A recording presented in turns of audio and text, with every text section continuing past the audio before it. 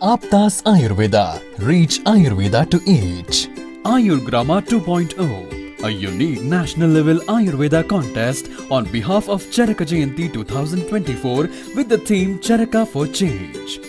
In collaboration with Vishwa Ayurveda Parishad, organized by Aptas Ayurveda Trust, supported and guided by National Commission for Indian System of Medicine, Rashtriya Ayurveda Vidyapith, Morarji Desai National Institute of Yoga, sponsored by Ashtavaidyan Thaika Tumos, Vaidyaratnam Aushadashala Trishur, Kerala, Ayurveda Shramam Private Limited, Chennai, Tamil Nadu, Unit of Shri Hospitals Group, Shri Dhutapapeshwar Private Limited, Mumbai.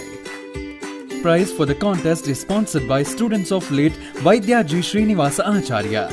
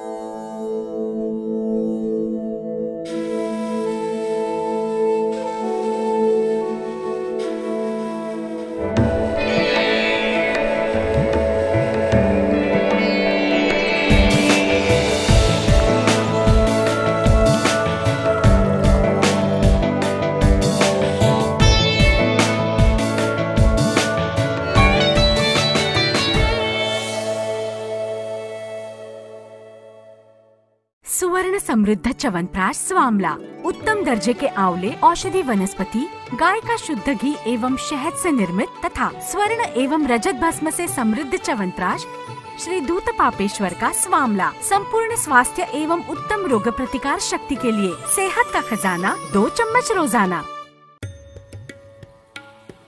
Shri Ayurvedic presents Pandit D. Gopalacharlu's Madhifala Rasayanam.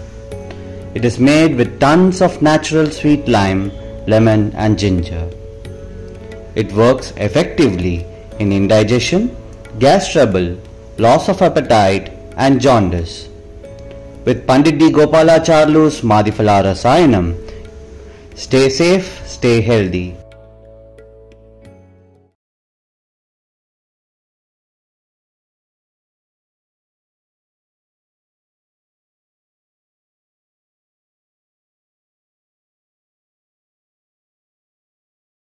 Ayurveda is the oldest system of medicine and pride of our nation. Acharya Charaka has contributed immensely to the field of Ayurveda. He is the author of Charaka Samhita. Ayurveda Jayanti is celebrated on August 9th, which happens to fall on a Shravana Panchami day. So wishing all of you a happy Charaka Jayanti. Wishing team Kaushika Sanjeevani, students of Rajiv Ayurveda Medical College, all the very best for participating in Ayurgrama 2, a national level Ayurveda contest. ಧೂಮಪಾನ ಮತ್ತು ಮದ್ಯಪಾನ ಆರೋಗ್ಯಕ್ಕೆ ಹಾನಿಕರ. ಇದರಿಂದ ಸಾವು ಸಂಭವಿಸಬಹುದು. ಇದು ಎಲ್ಲರಿಗೂ ಗೊತ್ತು. ಆಯುರ್ವೇದವನ್ನು ಕೇವಲ ತಿಳಿದುಕೊಂಡು ಪಾಲಿಸದೇ ಇರುವುದೂ ಸಹ ಆರೋಗ್ಯಕ್ಕೆ ಹಾನಿಕರ. ನಗುವ ಮಗು ಸ್ವರ್ಣ ಪ್ರಾಶನ ಮಗು.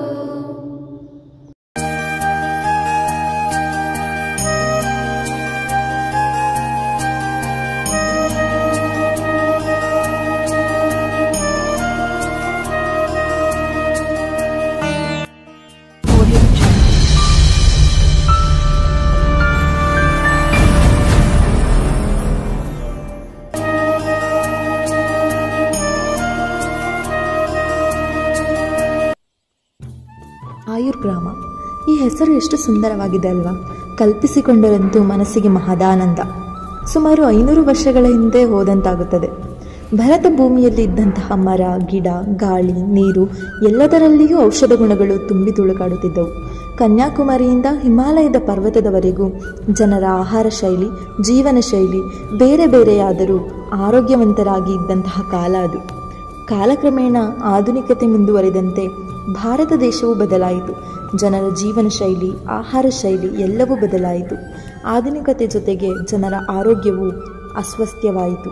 ನಂತರ ಮತ್ತೆ ಇದೆಲ್ಲವನ್ನು ಸ್ವಾಸ್ಥ್ಯ ರೀತಿಗೆ ತರುವೆವು ಎಂಬ ಸವಾಲನ್ನು ಸ್ವೀಕರಿಸಿ ನಿಂತಿರುವುದೇ ಆಯುರ್ಗ್ರಾಮ ಎಂಬ ಕಾರ್ಯಕ್ರಮ. ಮೊದಲಿಗೆ ಆಪ್ತಾಸ್ ಆಯುರ್ವೇದ ತಂಡದವರು ರಾಜೀವ್ ಆಯುರ್ವೇದ ಮಹಾವಿದ್ಯಾಲಯ ಹಾಸನ ಇಲ್ಲಿಗೆ ಭೇಟಿ ನೀಡಿದರು. ಹಾಗೆ ಆಯುರ್ಗ್ರಾಮ ಎಂದರೇನು ಎಂಬುದರ ಬಗ್ಗೆ ನಮಗೆಲ್ಲ ತಿಳಿಸಿಕೊಟ್ಟರು. ಅದನ್ನು ಕೇಳಿದ ನಮಗೆ ನಮ್ಮ ಕನಸಿನ ಆಯುರ್ಗ್ರಾಮವನ್ನು ನಿರ್ಮಿಸಬೇಕೆಂಬ ಬಯಕೆ ಹೆಚ್ಚಾಯಿತು. ಆಚಾರ್ಯ ಚರಕರ ಆದರ್ಶಗಳು, ತತ್ವಗಳು ಎಲ್ಲೆಡೆ ಹಬ್ಬಬೇಕೆಂಬ ಆಸೆ ನಮ್ಮದಾಗಿತ್ತು. ಈ ಚೊಚ್ಚಲ ಪ್ರಯತ್ನದ ಆಸೆಯೊಂದಿಗೆ ನಾವುಗಳು 15 ಜನರ ತಂಡವನ್ನು ನಿರ್ಮಿಸಿಕೊಂಡೆವು. ತಂಡ ನಿರ್ಮಾಣವೇನೋ ಆಯಿತು. ತಂಡದ ಮಾರ್ಗದರ್ಶಕರನ್ನು ಹುಡುಕುವಾಗ ಸಂಹಿತ ಸಿದ್ಧಾಂತ ವಿಭಾಗದ ಸಹಾಯಕ ಪ್ರಾಧ್ಯಾಪಕರಾದ ಡಾಕ್ಟರ್ ಭರತ್ ಸರ್ ರವರು ಸೂಕ್ತವೆನಿಸಿದರು. ಹಾಗೂ ನಾವು ಕೇಳಿದೊಡನೆ ಕೂಡಲೇ ಒಪ್ಪಿಕೊಂಡರು. ತಂಡದ ಎಲ್ಲರೂ ಒಂದು ಭರವಸೆಯೊಂದಿಗೆ ಪ್ರಾಂಶುಪಾಲರನ್ನು ಭೇಟಿ ಮಾಡಿದೆವು ಮತ್ತು ನಮ್ಮ ಆಯುರ್ಗ್ರಾಮದ ಯೋಜನೆಯ ಬಗ್ಗೆ ವಿವರವಾಗಿ ಹೇಳಿದೆವು. ಆಗ ನಮ್ಮ ಪ್ರಾಂಶುಪಾಲರು ಸಂತೋಷದಿಂದ ಹೋಗಿ ಬನ್ನಿ, ನಿಮ್ಮ ಕಾರ್ಯ ಯಶಸ್ವಿಯಾಗಲಿ, ಇದಕ್ಕೆ ನನ್ನ ಒಪ್ಪಿಗೆ ಮತ್ತು ಸಹಕಾರ ಇದೆ ಎಂದು ಹೇಳಿದರು. ಜನರಿಗೆ ಆರೋಗ್ಯದ ಬಗ್ಗೆ ಮಾತುಗಳನ್ನು ಹೇಳುವಾಗ ನಾವು ಅದನ್ನು ಅಡಾಪ್ಟ್ ಮಾಡಿಕೊಳ್ಬೇಕು ಅನ್ನೋ ವಿಚಾರಗಳನ್ನು ತಿಳಿಸ್ಕೊಡುತ್ತೆ. ಸೊ ಹಾಗಾಗಿ ಈ ಕಾರ್ಯಕ್ರಮ ಖಂಡಿತವಾಗಿ ಮಕ್ಕಳ ಸರ್ವತೋಮುಖ ಅಭಿವೃದ್ಧಿಯಲ್ಲಿ ಮುಂದಿನ ಒಳ್ಳೆಯ ವೈದ್ಯರಾಗಲಿಕ್ಕೆ ಖಂಡಿತ ಸಹಕಾರಿಯಾಗಿದೆ. ಹಾಗಾಗಿ ಈ ಶಿಬಿರ ಮತ್ತು ಈ ಶಿಬಿರದಲ್ಲಿ ಪಾಲ್ಗೊಳ್ತಿರುವ ಎಲ್ಲ ನಮ್ಮ ವಿದ್ಯಾರ್ಥಿಗಳು ಚೆನ್ನಾಗಿ ಭಾಗವಹಿಸಲಿ ಅಂತ ಹೇಳ್ತಾ ಎಲ್ಲರಿಗೂ ಒಳ್ಳೆಯದಾಗಲಿ. All the best. ಪ್ರಾಂಶುಪಾಲರ ಒಪ್ಪಿಗೆ ಮೇರೆಗೆ ನಾವುಗಳು ಆಯುರ್ಗ್ರಾಮ ಸ್ಪರ್ಧೆಗೆ ನೋಂದಾಯಿಸಿಕೊಂಡೆವು. ತಂಡವು ಗ್ರಾಮದ ಆಯ್ಕೆಗಾಗಿ ಬೇರೆ ಬೇರೆ ಗ್ರಾಮಗಳಿಗೆ ಭೇಟಿ ನೀಡಿತು ಮತ್ತು ಆಪ್ತಾಸ್ ರವರ ಬ್ರೋಷರ್ನಲ್ಲಿ ನೀಡಿದ ನಿಯಮಿತ ಅಂಶಗಳನ್ನು ಗಮನದಲ್ಲಿಟ್ಟುಕೊಂಡು ಕೌಶಿಕ ಗ್ರಾಮವನ್ನು ಆಯುರ್ಗ್ರಾಮವನ್ನಾಗಿ ಮಾಡಬೇಕೆಂದು ನಿರ್ಧರಿಸಿದೆವು. ಈ ಗ್ರಾಮದ ಸ್ಥಳ ಪುರಾಣ ಹೇಳುವಂತೆ ಲಕ್ಷ್ಮೀಕೇಶವ ದೇವಸ್ಥಾನವು ಮುನಿ ವಿಶ್ವಾಮಿತ್ರರ ಪ್ರತಿಷ್ಠಾಪನೆಯಾಗಿರುತ್ತದೆ. ವಿಶ್ವಾಮಿತ್ರರು ಬ್ರಾಹ್ಮಣರಾಗಲು ಬ್ರಹ್ಮನಿಗೆ ತಪಸ್ಸನ್ನು ಮಾಡಿದಂತಹ ಸ್ಥಳ. ಹಾಗಾಗಿ ಅವರ ಹೆಸರನ್ನು ಈ ಸ್ಥಳಕ್ಕೆ ಕೌಶಿಕ ಎಂಬ ನಾಮಕರಣವನ್ನು ಮಾಡಿದ್ದಾರೆ. ಪೂರ್ವ ಶಿಬಿರ 15 ಜನರ ತಂಡದ ರಚನೆ ಆಯಿತು. ಮಾರ್ಗದರ್ಶಕರು ಸಿದ್ಧರಾದರು. ಗ್ರಾಮದ ಆಯ್ಕೆಯೂ ಆಯಿತು. ಸರಿಯಾದ ಯೋಜನೆಯೊಂದಿಗೆ ಪೂರ್ವ ಶಿಬಿರವನ್ನು ನಡೆಸಲು ಸಿದ್ಧರಾದೆವು. ನಂತರ 15 ಸದಸ್ಯರ ಇಡೀ ತಂಡವನ್ನು 3 ಗುಂಪುಗಳಾಗಿ ವಿಂಗಡಿಸಿ ಗ್ರಾಮದಲ್ಲಿ ಶಿಬಿರದ ಪೂರ್ವ ವಿಶ್ಲೇಷಣೆಯನ್ನು ನಡೆಸಲಾಯಿತು. ಅನೌಪಚಾರಿಕ ಸಮೀಕ್ಷೆಯ ರೂಪದಲ್ಲಿ ಪೂರ್ವ ವಿನ್ಯಾಸಗೊಳಿಸಿದ ಸಮೀಕ್ಷೆಯ ನಮೂನೆಗಳ ಮೂಲಕ ಮನೆ ಮನೆಗೆ ತೆರಳಿ ಆಯುರ್ವೇದದ ಬಗ್ಗೆ ಗ್ರಾಮದ ಜನರಿಂದ ಅಭಿಪ್ರಾಯ ಸಂಗ್ರಹಿಸಲಾಯಿತು. ಅದೇ ದಿನ ಮಧ್ಯಾಹ್ನ ತಂಡವು ಸರ್ಕಾರಿ ಪ್ರಾಥಮಿಕ ಶಾಲೆಯ ಮುಖ್ಯೋಪಾಧ್ಯಾಯರನ್ನು, PHC ವೈದ್ಯಾಧಿಕಾರಿಗಳು, ಗ್ರಾಮದ ಮುಖ್ಯಸ್ಥರನ್ನು ಸಂಪರ್ಕಿಸಿ ಆಯುರ್ಗ್ರಾಮ 2.0 ಶಿಬಿರದ ಬಗ್ಗೆ ಮಾಹಿತಿ ನೀಡಿದೆವು. ತಂಡವು ರಾಜೀವ್ ಕಾಲೇಜಿನ ಸಿಬ್ಬಂದಿಯಿಂದ ದೇಣಿಗೆ ಸಂಗ್ರಹಿಸಿತು ಮತ್ತು ಎಲ್ಲ ಹಣವನ್ನು ಹಣಕಾಸು ಮುಖ್ಯಸ್ಥರು ನಿರ್ವಹಿಸುತ್ತಿದ್ದರು. ಶಿಬಿರದ ಸಮೀಕ್ಷೆಯ ದಿನದಂದು PHCಯ ವೈದ್ಯರಾದ ಡಾಕ್ಟರ್ ಶ್ರೀದೇವಿ ಅವರನ್ನು ಸಂಪರ್ಕಿಸಿದೆವು. ಅಲ್ಲಿ ತಂಡವು ಅವರಿಂದ ಅಪಾರ ಸ್ಫೂರ್ತಿ ಮತ್ತು ಬೆಂಬಲವನ್ನು ಪಡೆಯಿತು. ಅವರು PHC ಸಿಬ್ಬಂದಿ, ಆಶಾ ಕಾರ್ಯಕರ್ತೆಯರೊಂದಿಗೆ ಒಂದು ಸಣ್ಣ ಸಭೆಯನ್ನು ಆಯೋಜಿಸಿ ನಮಗೆ ಬೆಂಬಲವನ್ನು ನೀಡುವಂತೆ ಹೇಳಿದರು. ನಾವು ಅವರಿಗೆಲ್ಲ ಆಯುರ್ಗ್ರಾಮದ ಬಗ್ಗೆ ತಿಳಿಸಿದೆವು.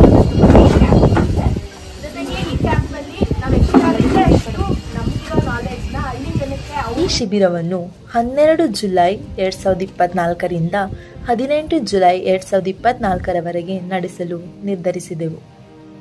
ದಿನ 1 ಸ್ನೇಹ ಸಮ್ಮಿಲನ. ತಂಡದ ಎಲ್ಲ ಸದಸ್ಯರು ಧನ್ವಂತರಿ ಭಗವಂತನ ಪ್ರತಿಮೆಗೆ ಪೂಜೆಯನ್ನು ಮಾಡುವ ಮೂಲಕ ಮತ್ತು ಸಕಾರಾತ್ಮಕ ಮನೋಭಾವದ ಮೂಲಕ ತಂಡವು ಕೌಶಿಕ ಗ್ರಾಮಕ್ಕೆ ಬೆಳಗ್ಗೆ 7 ಗಂಟೆಗೆ ಹೊರಟೆವು.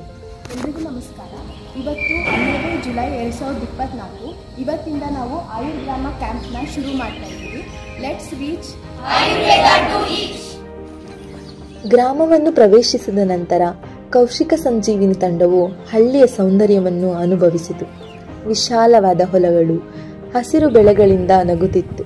ಆ ಬೆಳೆಗಳನ್ನು ನೋಡಿ ರೈತರ ಮುಖದಲ್ಲಿ ಏನೋ ಒಂದು ರೀತಿಯ ಆನಂದ. ತಣ್ಣನೆಯ ಗಾಳಿ, ಪಶು ಪಕ್ಷಿಗಳ ಗದ್ದಲ ಎಲ್ಲವನ್ನು ನೋಡಿ ಇಂದ್ರಿಯಗಳಿಗೆ ಏನೋ ಒಂದು ರೀತಿಯ ಸಮಾಧಾನ. ನಂತರ ತಂಡವು ಲಕ್ಷ್ಮೀಕೇಶವ ದೇವಸ್ಥಾನದತ್ತ ಹೆಜ್ಜೆ ಹಾಕಿತು. ಸಮತ್ವವನ್ನು ಸಾಧಿಸುವುದೇ ಯೋಗದ ಆಶಯ. ಆಯುರ್ವೇದವು ಕೂಡ ದೇಹದ ಮತ್ತು ಮನಸ್ಸಿನ ಸಮತ್ವವನ್ನು ಸಾಧಿಸುವ ಗುರಿ ಹೊಂದಿದೆ. ಆದ್ದರಿಂದ ತಂಡದ ಸದಸ್ಯರು ಬೆಳಗ್ಗೆ 7:15ರಿಂದ 8ರವರೆಗೆ ಪ್ರಾಣಾಯಾಮ ಮಾಡುವ ಮೂಲಕ ತಮ್ಮ ಮೊದಲನೆಯ ದಿನದ ಶಿಬಿರವನ್ನು ಪ್ರಾರಂಭಿಸಿದೆವು. ನಂತರ ಶಾಂತ ಚಿತ್ತದೊಂದಿಗೆ ಕೌಶಿಕ ಸಂಜೀವಿನಿ ತಂಡವು ಶ್ಲೋಕ ಪಠಣವನ್ನು ಮಾಡಿತು. ತದನಂತರ ನಾವೆಲ್ಲರೂ 2 ತಂಡಗಳನ್ನಾಗಿ ವಿಂಗಡಿಸಿಕೊಂಡು ಲಕ್ಷ್ಮೀಕೇಶವನ ಕೃಪೆಯಿಂದ ಕೆಲಸವನ್ನು ಪ್ರಾರಂಭಿಸಿದೆವು. ಉದ್ಘಾಟನಾ ಸಮಾರಂಭಕ್ಕೆ ಅಗತ್ಯ ಇರುವ ವ್ಯವಸ್ಥೆಯನ್ನು ಸ್ವಲ್ಪ ಸದಸ್ಯರು ಮಾಡಿಕೊಂಡರೆ ಮತ್ತಷ್ಟು ಸದಸ್ಯರು ಗ್ರಾಮಸ್ಥರನ್ನು ಉದ್ಘಾಟನಾ ಸಮಾರಂಭಕ್ಕೆ ಆಹ್ವಾನಿಸಲು ಹೊರಟರು. ಕಾರ್ಯಕ್ರಮ ಶುರುವಾದಂತೆ ಗ್ರಾಮಸ್ಥರು ಒಬ್ಬೊಬ್ಬರಾಗಿ ಆಗಮಿಸತೊಡಗಿದರು. ನಂತರ ಕಾರ್ಯಕ್ರಮವನ್ನು ದೀಪ ಬೆಳಗುವ ಮೂಲಕ ಪ್ರಾರಂಭಿಸಲಾಯಿತು. ನಂತರ 7 ದಿನದ ಕಾರ್ಯಕ್ರಮಗಳ ನೀಲನಕ್ಷೆಯನ್ನು ಕೂಡ ಬಿಡುಗಡೆ ಮಾಡಲಾಯಿತು. ಕೌಶಿಕ ಗ್ರಾಮ ಪಂಚಾಯಿತಿಯ ಮಾಜಿ ಅಧ್ಯಕ್ಷರಾದ ಶ್ರೀ ಅಶೋಕ್ ಅವರು ನಮ್ಮ ತಪ್ಪು ಕೆಲಸಗಳಿಂದ ಅನೇಕ ರೋಗಗಳಿಗೆ ಕಾರಣವಾಗುತ್ತಿರುವ ಬಗ್ಗೆ ಉದಾಹರಣೆಗಳನ್ನು ನೀಡುವ ಮೂಲಕ ಎಲ್ಲರಿಗೂ ತಿಳುವಳಿಕೆ ನೀಡಿದರು. ಇದು ನನಗೆ ತುಂಬಾ ಸಂತೋಷವಾದಂತಹ ವಿಚಾರ. ಈ ಒಂದು ಶಿಬಿರದ ಡಾಕ್ಟರ್ ಭರತ್ ಸರ್ ಅವರು ಆಯುರ್ವೇದ ಜೀವನ ಶೈಲಿಯ ಮಹತ್ವದ ಬಗ್ಗೆ ಜನರಿಗೆ ತಿಳಿಸಿದರು ಮತ್ತು ಕಾರ್ಯಕ್ರಮವನ್ನು ಸಕ್ರಿಯವಾಗಿ ಬಳಸಿಕೊಳ್ಳುವಂತೆ ಗ್ರಾಮಸ್ಥರ ಮನವೊಲಿಸಿದರು.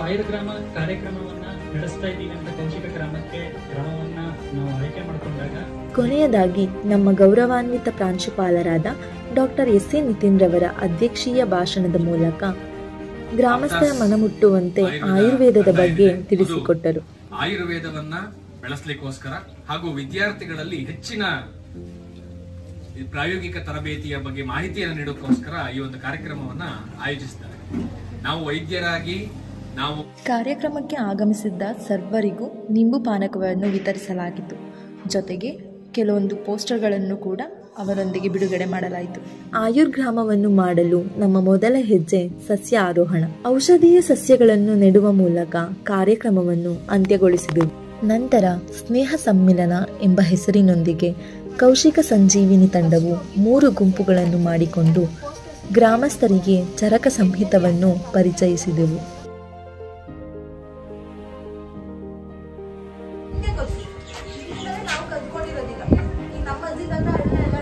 ನಮ್ಮ ಮತ್ತು ಗ್ರಾಮಸ್ಥರ ನಡುವೆ ಒಂದು ಬಾಂಧವ್ಯ ಬೆಳೆಯಬೇಕೆಂದು ಅವರೊಡನೆ ಮಾತುಕತೆ ನಡೆಸಿದೆವು. ಅವರ ಕಷ್ಟ ಸುಖಗಳನ್ನು ಕೇಳಿಸಿಕೊಂಡೆವು. ಮಕ್ಕಳಿಲ್ಲದವರಿಗೆ ಮಕ್ಕಳಾಗಿ ಕಂಡೆವು. ಕಷ್ಟ ಸುಖ ಕೇಳುವ ನೆಂಟಸ್ಥರಾದೆವು. ಅವರಿಗೆ ನಮ್ಮ ಮೇಲೆ ಸಂಪೂರ್ಣ ನಂಬಿಕೆ ಬರುವಂತೆ ಪ್ರತಿಯೊಬ್ಬ ಸದಸ್ಯರು ಕೂಡ ಬಾಂಧವ್ಯವನ್ನು ಬೆಳೆಸಿಕೊಳ್ಳಲು ಪ್ರಯತ್ನಪಟ್ಟೆವು.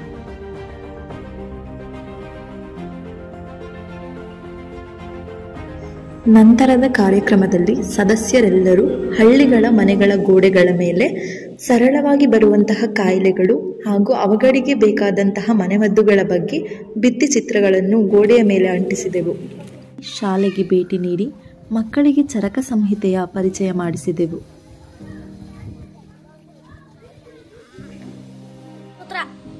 ನಿಧಾನ, ವಿಮಾನ, ಶಾರೀರ, ಇಂದ್ರಿಯ, ಚಿಕಿತ್ಸೆ, ಕಲ್ಪ. ದಿನದ ಕೊನೆಯಲ್ಲಿ ಆರೋಗ್ಯ ತಪಾಸಣಾ ಶಿಬಿರಕ್ಕೆ ಬೇಕಾದ ಔಷಧಗಳನ್ನು ಹಿತಾಯುರ್ವೇದ ಚಿಕಿತ್ಸಾಲಯ ಹಾಗೂ ರಾಜೀವ್ ಆಯುರ್ವೇದ ಆಸ್ಪತ್ರೆಯಿಂದ ಸಂಗ್ರಹಿಸಿಕೊಂಡೆವು. ದಿನ 2 ಕ್ಷೀರಾಮೃತ. ಕೌಶಿಕ ಸಂಜೀವಿನಿ ತಂಡ ಧನ್ವಂತರಿ ದೇವರ ಆಶೀರ್ವಾದ ಪಡೆಯುವ ಮೂಲಕ 2ನೇ ದಿನವನ್ನು ಸಂಭ್ರಮದಿಂದ ಆರಂಭಿಸಿತು.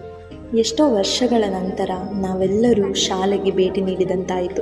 ಸದಸ್ಯರೆಲ್ಲರೂ ಮಕ್ಕಳೊಂದಿಗೆ ಸೇರಿ ನಾಡಗೀತೆ, ರಾಷ್ಟ್ರಗೀತೆಯನ್ನು ಹೇಳಿದೆವು.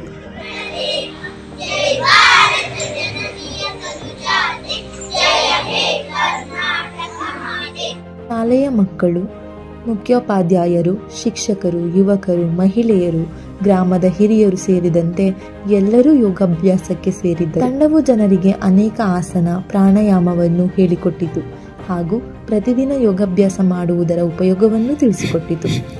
ತದನಂತರ ಶ್ಲೋಕ ಪಠಣ ಮಾಡುವ ಮೂಲಕ ಆಚಾರ್ಯ ಚರಕರಿಗೆ ನಮಿಸಿದೆವು.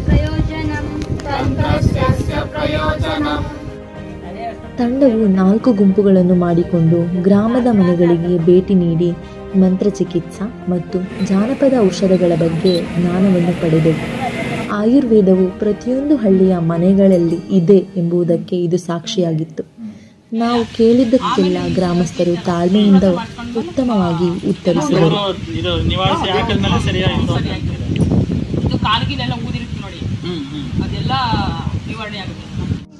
ಮರಕ್ಕಿಂತ ಮರ ದೊಡ್ಡದು ಎಂಬಂತೆ ಒಬ್ಬರಿಗಿಂತ ಒಬ್ಬರು ವಿವರವಾಗಿ ಅವರ ಸಾಂಪ್ರದಾಯಿಕ ಮನೆಮದ್ದುಗಳ ಬಗ್ಗೆ ತಿಳಿಸಿಕೊಟ್ಟರು.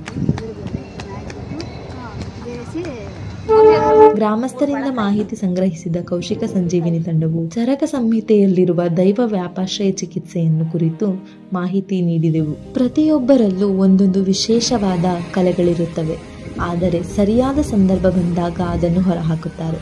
ಹಾಗೆ ನಮ್ಮ ತಂಡದ ಸದಸ್ಯರು ಕೂಡ ಗೋಡೆಗಳ ಮೇಲೆ ಚಿತ್ರಗಳನ್ನು ಆಯುರ್ವೇದದ ಬಗ್ಗೆ ಬರೆಯುವ ಮೂಲಕ ತಮ್ಮ ಅದ್ಭುತವಾದ ಕಲೆಯನ್ನು ತೋರಿಸಿದರು. ಮಳೆಯ ಅಬ್ಬರವಿದ್ದಂತಹ ಸಮಯವಿದು. ಮಧ್ಯಾಹ್ನದ ಸಮಯದಲ್ಲೂ ಚಳಿ ಮಳೆಯಿಂದ ಕೂಡಿದ ದಿನ, ಊಟದ ನಂತರ ನಿದ್ರೆಗೆ ಜಾರುವಂತಹ ಸಮಯ. ಹಾಗಾಗಿ ಕೌಶಿಕ ಸಂಜೀವಿನಿ ತಂಡವು ಮಧ್ಯಾಹ್ನದಂದು ನಿದ್ರಾ ಪ್ರಾಮುಖ್ಯತೆ ಮತ್ತು ಇಂದ್ರಿಯ ಆರೋಗ್ಯದ ಮೇಲೆ ಮಕ್ಕಳಿಗಾಗಿ ಜಿತೇಂದ್ರಿಯ ಕಾರ್ಯಕ್ರಮವನ್ನು ನಡೆಸಿಕೊಡಲಾಯಿತು. ಇಂದ್ರಿಯ ಜಯೋ ನಂದನಾನಂ ಎನ್ನುವುದನ್ನು ಎಲ್ಲರಿಗೂ ಮನಮುಟ್ಟುವಂತೆ ತೋರಿಸಿಕೊಡಲಾಯಿತು. ಮಕ್ಕಳಿಗೆ ಪಂಚೇಂದ್ರಿಯದ ಆಧಾರಿತ ಆಟಗಳನ್ನು ಆಯೋಜಿಸಿದ್ದೇವೆ. ಮಕ್ಕಳು ಹಾಗೂ ತಂಡದ ಎಲ್ಲ ಸದಸ್ಯರು ಕೂಡ ಸಂತೋಷ ಉತ್ಸಾಹದೊಂದಿಗೆ ಭಾಗವಹಿಸಿದರು. ಈ ಅಧಿವೇಶನದ ಅಂತ್ಯದಲ್ಲಿ ತಂಡವು ಬಹುಮಾನವನ್ನು ವಿಜೇತ ತಂಡದ ಮಕ್ಕಳಿಗೆ ನೀಡಿತು. ನಂತರ ತಂಡವು ವೃದ್ಧಾಯುರ್ವೇದವನ್ನು ಆಧರಿಸಿದ ಕಾರ್ಯಕ್ರಮವನ್ನು ನಡೆಸಿತು. ವೃದ್ಧಾಪ್ಯದಲ್ಲಿ ಇಂದ್ರಿಯಗಳು ನಾಶವಾಗುತ್ತದೆ. ಹಾಗಾಗಿ ಇಂದ್ರಿಯಗಳ ಪ್ರಾಮುಖ್ಯತೆ ಮತ್ತು ನಿರ್ವಹಣೆ ಮತ್ತು ಇಂದ್ರಿಯಗಳ ಕಾಯಿಲೆಗಳ ಬಗ್ಗೆಯೂ ಮಾಹಿತಿಯನ್ನು ನೀಡಿದೆವು. ವೃದ್ಧಾಪ್ಯದಲ್ಲಿ ಮಲಬದ್ಧತೆ, ಮೊಣಕಾಲು ನೋವು ಮತ್ತು ಆ ಕಾಯಿಲೆಗಳಿಗೆ ಮನೆಮದ್ದುಗಳನ್ನು ತಯಾರಿಸಿಕೊಳ್ಳುವ ವಿಧಿಗಳನ್ನು ತಿಳಿಸಿಕೊಡಲಾಯಿತು. ಆಮಲಕ್ಕಿ ಮತ್ತು ಮುಂತಾದ ಗುಣಗಳ ಲೇಯ ತ್ವಚೆನ್ನಷ್ಟು ಅರಳಿದೆ.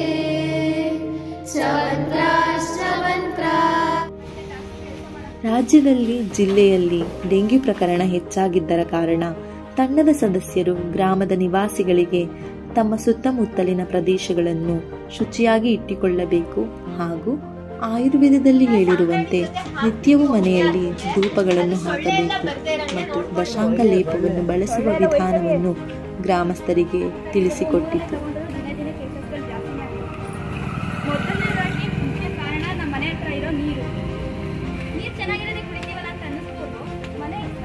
ಇದೇ ಸಂದರ್ಭದಲ್ಲಿ ಆಪ್ತಾಸ್ ತಂಡವು ಕೌಶಿಕ ಸಂಜೀವಿನಿ ಶಿಬಿರಕ್ಕೆ ಭೇಟಿ ನೀಡಿತು ಮತ್ತು ಉತ್ತಮ ಸಂವಾದ ಸಭೆಯೊಂದಿಗೆ ಅವರೊಂದಿಗೆ ಈ ಭೇಟಿ ಕೊನೆಗೊಂಡಿತು.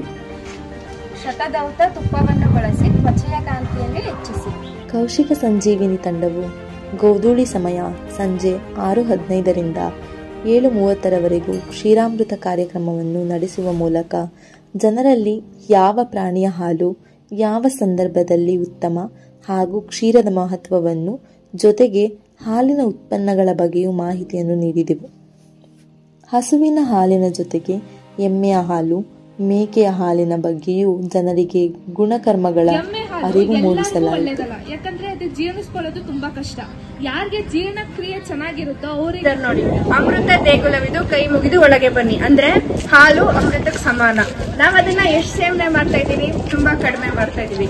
ಆಮೇಲೆ ಹಾಲು ಅಂದ್ರೆ ಗೋಮಾತೆ ಹಾಲು ಅಂದ್ರೆ ಹಸು ಹಾಲು, ಅದು ಅಮೃತಕ್ಕೆ ಸಮಾನ. ಅದಕ್ಕೆ ನೋಡಿ ಹಾಲು ಅಮೃತ ಕಲ್ಬೇಕೆ ವಿಷ ಅಂತ ಹಾಕಿದೀವಿ. ಈಗ ಹಾಲು ಕುಡಿಯೋದ್ರಿಂದ ಅವರಿಗೆ ದೇಹ ದಷ್ಟಪುಷ್ಟವಾಗಿ ಬೆಳೆಯುತ್ತೆ ಮತ್ತೆ ಒಳ್ಳೆ ನಿದ್ರೆ ಬರುತ್ತೆ. ಆದ್ರೆ ಎಮ್ಮೆ ಹಾಲು ಸತತವಾಗಿ ಎಮ್ಮೆ ಹಾಲನ್ನ ಜಾಸ್ತಿ ಉಪಯೋಗಿಸೋದ್ರಿಂದ ಬುದ್ಧಿ ಕೂಡ ಸ್ವಲ್ಪ ಮಂದ ಆಗ್ಬಹುದು. ಅದಕ್ಕೆ ಎಲ್ಲದಕ್ಕಿಂತ ಶ್ರೇಷ್ಠವಾದ ಹಾಲು ಯಾವುದು ಅಂತಂದ್ರೆ ಅದು ಹಸು ಹಾಲು. ಅದಕ್ಕೆ ಇಲ್ಲಿ ಬರ್ದಿದ್ರೆ ನೋಡಿ, ಹಾಲು ಅಮೃತ ಕಲಬೆರಕೆ ವಿಷ, ಅಮೃತ ದೇಗುಲವಿದು. ನಮ್ಮ ಆಯುರ್ವೇದದಲ್ಲೂ ಕೂಡ ಹಾಲನ್ನ ಅಮೃತ ಅಂತ ಹೇಳಿದ್ದಾರೆ. ಸೊ ಕತ್ತೆ ಹಾಲು ಅದು ಜೀರ್ಣಶಕ್ತಿ ಜಾಸ್ತಿ ಮಾಡುತ್ತೆ ಅಂತ ಹೇಳಿದ್ದಾರೆ. ಇದೆಲ್ಲದರ ಜೊತೆಗೆ ಮಕ್ಕಳಿಗೆ ಹಾಲಿನ ಬಗೆಗೆ ಹಾಡನ್ನು ಹಾಡಿಸುವ ಮೂಲಕ ಕಾರ್ಯಕ್ರಮವನ್ನು ಮನೋರಂಜನೆಯೊಂದಿಗೆ ನಡೆಸಿಕೊಟ್ಟೆವು.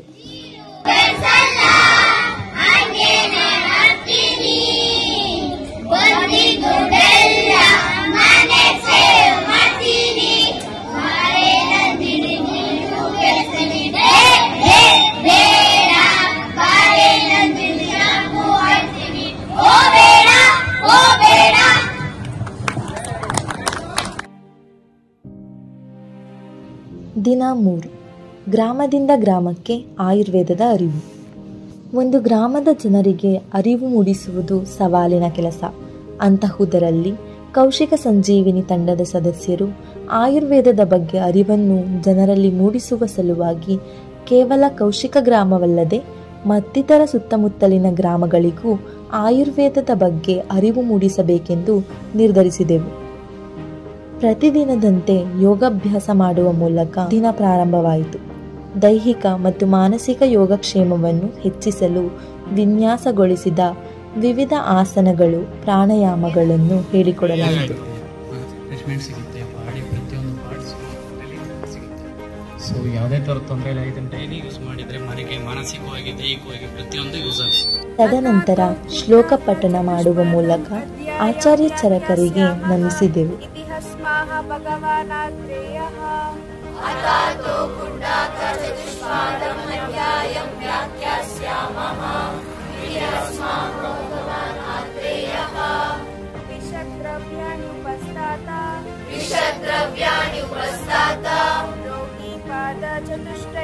ನಂತರ ನಮ್ಮ ಮಾರ್ಗದರ್ಶಕರಾದ ಡಾಕ್ಟರ್ ಭರತ್ ಸರ್ ರವರು ಆಯುರ್ವೇದದ ಬಗ್ಗೆ ಜನರಿಗಿರುವ ಅಪನಂಬಿಕೆಗಳ ಕುರಿತು ಅತಿಥಿ ಉಪನ್ಯಾಸನವನ್ನು ಗ್ರಾಮಸ್ಥರಿಗೆ ನೀಡಿದರು.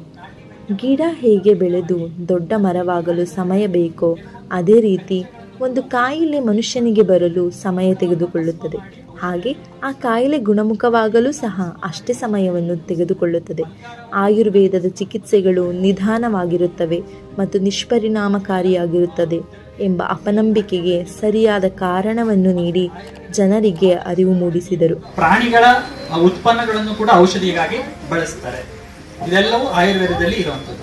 ಮತ್ತೆ ಇನ್ನೊಂದು ತಪ್ಪು ಕಲ್ಪನೆ ಏನಿದೆಯಪ್ಪ ಅಂತಂದ್ರೆ ಆಯುರ್ವೇದಿಕ್ ಟ್ರೀಟ್ಮೆಂಟ್ ತುಂಬಾ ಕಾಸ್ಟ್ಲಿ. ನೆರೆದಿದ್ದ ಗ್ರಾಮಸ್ಥರಲ್ಲಿ ಹೆಚ್ಚು ಯುವಕರಿದ್ದ ಕಾರಣ ಅವರಿಗೆಲ್ಲ ಯುವ ಆರೋಗ್ಯದ ಬಗ್ಗೆಯೂ ತಿಳಿಸಿಕೊಟ್ಟರು.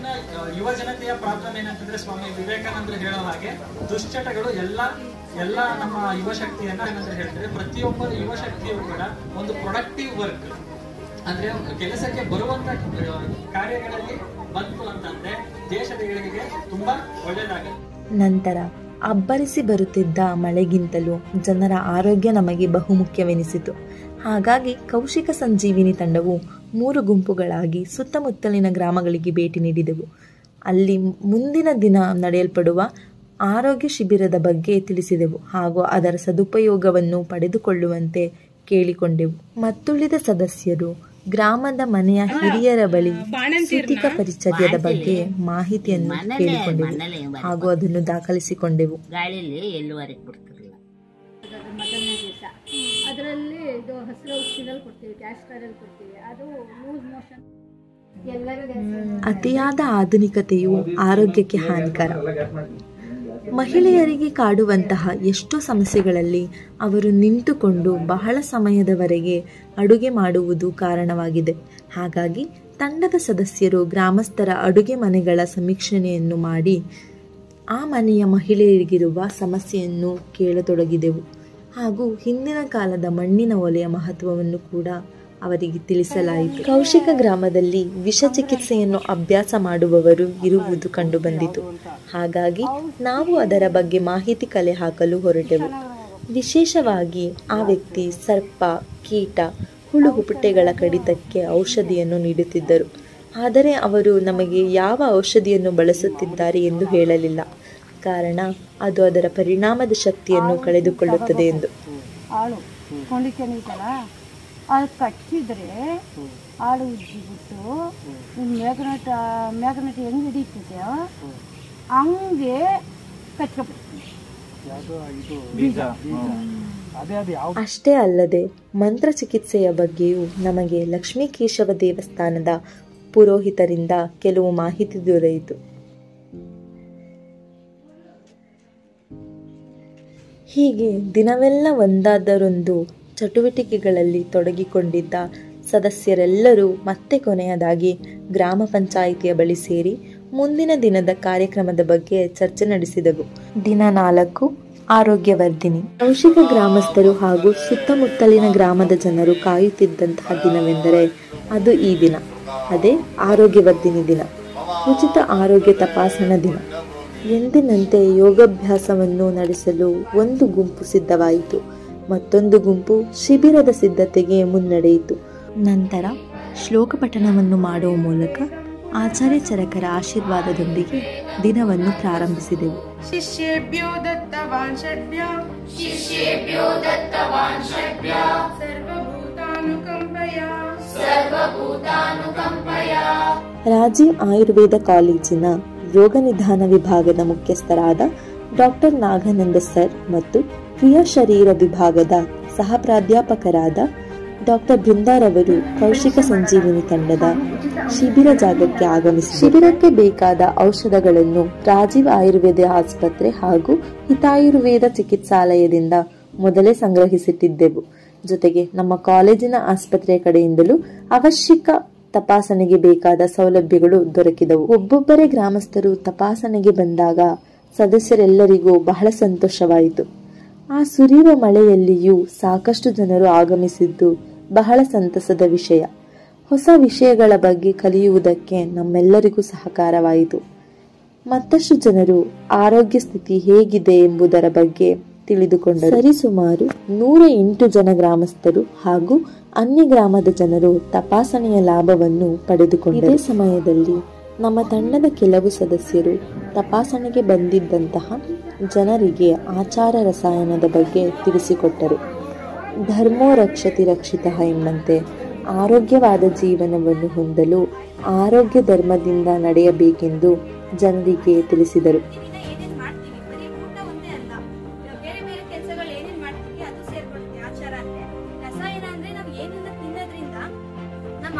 ಆರೋಗ್ಯ ಎಲ್ಲ ಜಾಸ್ತಿಯಾಗಿ ಚೆನ್ನಾಗಿರುತ್ತೆ, ಅದನ್ನ ರಸಾಯನ ಅಂತ ಕರಿತೀವಿ. ಆಚಾರ ರಸಾಯನ ಅಂದ್ರೆ ನಮ್ಮ ಆರೋಗ್ಯನ ತುಂಬಾ ಚೆನ್ನಾಗಿ ಇಟ್ಕೊಂಡು ಆಯುಷ್ಯನ ಶಿಬಿರವು ಮಧ್ಯಾಹ್ನ 2:30ಕ್ಕೆ ಪೂರ್ಣಗೊಂಡಿತು.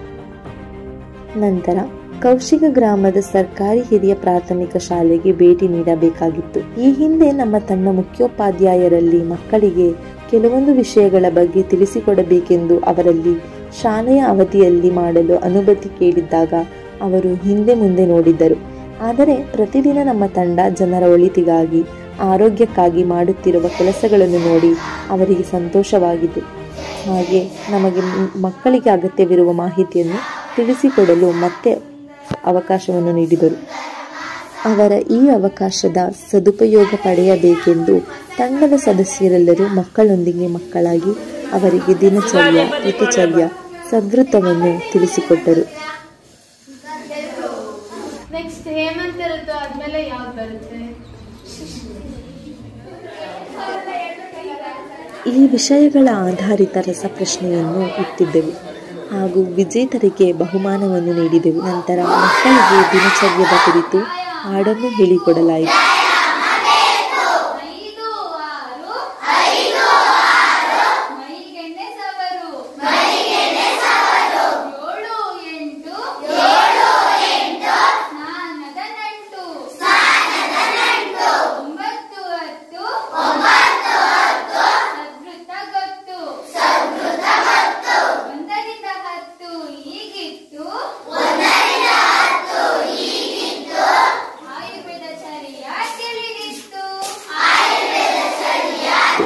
ಒತ್ತಡದ ದಿನವಾದರೂ ಕೂಡ ದಿನವನ್ನು ಮನೋರಂಜನೆಯ ಮೂಲಕ ಕಳೆದೆವು.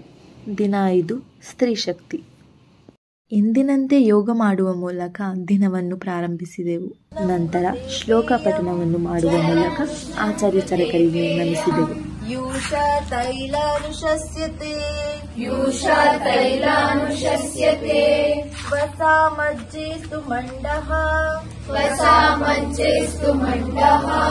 ಸ್ಯಾತ್ ಸರ್ವಿ ತಂಡದ ಕೆಲವು ಸದಸ್ಯರುಗಳು ಔಷಧೀಯ ಸಸ್ಯಗಳ ಪರಿಶೋಧನೆಯನ್ನು ಪ್ರಾರಂಭಿಸಿದರು. ಸಸ್ಯಗಳನ್ನು ಸಂಗ್ರಹಿಸಿಟ್ಟುಕೊಂಡೆವು.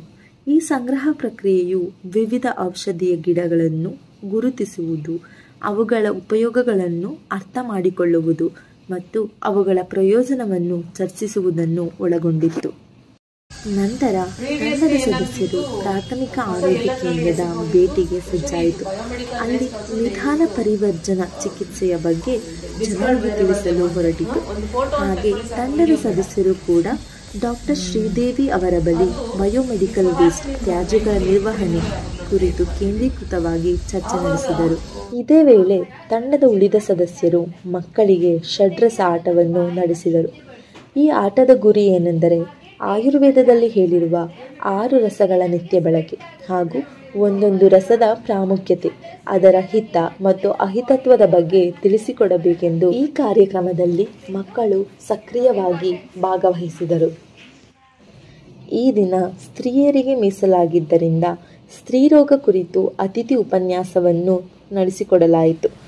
ಇದನ್ನು ನಡೆಸಿಕೊಡಲು ನಮ್ಮ ಕಾಲೇಜಿನ ರಸಶಾಸ್ತ್ರ ಮತ್ತು ಭೈಷಜ್ಯ ಕಲ್ಪನಾ ವಿಭಾಗದ ಪ್ರಾಧ್ಯಾಪಕರಾದ ಡಾಕ್ಟರ್ ಶಿಲ್ಪಾ ಎಸ್.ಎನ್. ರವರು ಆಗಮಿಸಿದ್ದರು. ಡಾಕ್ಟರ್ ಶಿಲ್ಪಾರವರ ಉಪನ್ಯಾಸವು ಕೇವಲ ಸ್ತ್ರೀ ರೋಗಗಳಿಗೆ ಮಾತ್ರ ಸೀಮಿತವಾಗಿರಲಿಲ್ಲ. ಹಾಗೆ ಅವರ ಯಾರಾದ್ರೂ ಕೇಳಿದ್ರ ಮನೆಯಲ್ಲ ಸಿಸೇರಿಯನ್ ಮಾಡಿದ್ರು, ಹಾಸ್ಪಿಟ್ಲಿಗೆ ಹೋಗ ಡೆಲಿವರಿ ಮಾಡಿಸ್ಕೊಂಡ್ರು ಅಂತ? ಸರಾಗವಾಗಿ ಹೆರಿಗೆ ಆಗ್ತಾ ಇತ್ತು. ಯಾಕೆ ಅಂತಂದ್ರೆ ಆ ತರ ಕುಕ್ಕರ್ಗಾಲಲ್ಲಿ ಕೂತ್ಕೊಂಡು ಕೆಲಸ ಮಾಡೋದ್ರಿಂದ. ಈವನ್ ನಾವು ಟಾಯ್ಲೆಟ್ ಹೋಗ್ತಿದ್ದು ಹಂಗೆ ಅಲ್ವಾ, ಶೌಚಕ್ಕೆ ಹೋಗುವಾಗ ಕುಕ್ಕರ್ಗಾಲಲ್ಲಿ ಕೂತ್ಕೊಂಡು ಹೋಗ್ತಾ ಇದ್ವಿ. ಈಗಿನ ತರ ಕಮೋಡ್ಗಳೆಲ್ಲ ಇರ್ಲಿಲ್ಲ. ಸೊ ನಮ್ಮ ಆ ಒಂದು ಪೊಸಿಷನ್ ಏನಿದೆಯಲ್ಲ, ಕುಕ್ಕರ್ಗಾಲ ಅಂತ ಕೂರುವಂತಹ ಪೊಸಿಷನ್, ಅದರಲ್ಲೂ ಕೂಡ ಹೆಂಗಸರುಗಳಿಗೆ ಎಲ್ಲಾ ಕೆಲಸಗಳಲ್ಲೂ ಮಾಡೋ ಕೆಲಸಗಳಲ್ಲಿ ಅದು ಜಾಸ್ತಿ ಇತ್ತು. ಎತ್ಕೊಂಡು ಮೇಲಕ್ಕೆ, ಉಸಿರನ್ನ ಬಿಟ್ಕೊಂಡು ಹಿಂದೆ. ಇದನ್ನ ಕೆಲವರಿಗೆ ಮಾಡಕ್ ಕಷ್ಟ ಆಗತ್ತೆ. ನೆಕ್ಸ್ಟ್ ಮಾಡಕ್ ಆಗದವರಿಗೂ ಹೇಳ್ಕೊಡ್ತೀನಿ ಏನ್ ಮಾಡ್ಬೇಕಂತ. ನೆಕ್ಸ್ಟ್ ಉಸಿರನ್ನ ಎತ್ಕೊಂಡು ಮೇಲೆ, ಉಸಿರನ್ನ ಬಿಟ್ಕೊಂಡು. ಅಷ್ಟೇ ಅಲ್ಲದೆ ನೆರೆದಿದ್ದಂತಹ ಮಹಿಳೆಯರಿಗೆ ಹಾಗೂ ಗ್ರಾಮದ ಜನರಿಗೆ ಜಪಪಾನಕವನ್ನು ತಯಾರಿಸಿಕೊಡಲಾಯಿತು. ಅದರ ಪ್ರಾಮುಖ್ಯತೆಯನ್ನು ತಿಳಿಸಲಾಯಿತು ಮತ್ತು ತಮ್ಮ ಬಿಡುವಿಲ್ಲದ ಸಮಯದಲ್ಲೂ ಅವರು ಅಲ್ಲಿಗೆ ಬಂದಿದ್ದ ಸುಮಾರು 30 ಜನರಿಗೆ ವೈದ್ಯಕೀಯ ಪರೀಕ್ಷೆಯನ್ನು ನಡೆಸಿದರು. ನಂತರ ಮಳೆಯ ಅಬ್ಬರವಿದ್ದರೂ ತಂಡದ ಸದಸ್ಯರು ಕಾರ್ಯಶೀಲರಾಗಿ ತಮ್ಮ ಚಟುವಟಿಕೆಗಳನ್ನು ಮುಂದುವರಿಸಿದರು. ಗ್ರಾಮಸ್ಥರಿಗೆ ಷಡ್ರಸದ ಆಟವನ್ನು ಆಡಿಸುವ ಸಲುವಾಗಿ ಅವರಿಗೆ 6 ರಸಗಳ ಪ್ರಾಮುಖ್ಯತೆ, ಉಪಯೋಗ, ದುರುಪಯೋಗಗಳ ಬಗ್ಗೆ ತಿಳಿಸಿಕೊಟ್ಟೆವು. ಜಾಸ್ತಿ ತಿನ್ಬಾರ್ದು. ಉಪ್ಪು ಖಾರ ಹುಳಿ ನಾವು ತಿನ್ನೋದ್ರಲ್ಲಿ ನಂಬರ್ 1. ಹಂಗಂತ ಉಪ್ಪು ಖಾರ ಹುಳಿ ಜಾಸ್ತಿ ತಿಂದ್ರೆ ಸಾಯೋದ್ರಲ್ಲೂ ಹಾಗೆ ನಂತರ ಕಾರ್ಯಕ್ರಮದಲ್ಲಿ ತಂಡದ ಸದಸ್ಯರು ಗ್ರಾಮಸ್ಥರಿಗೆ ಗಂಗಾಂಬುವಿನ ಪ್ರಾಮುಖ್ಯತೆಯನ್ನು ತಿಳಿಸಿಕೊಟ್ಟರು.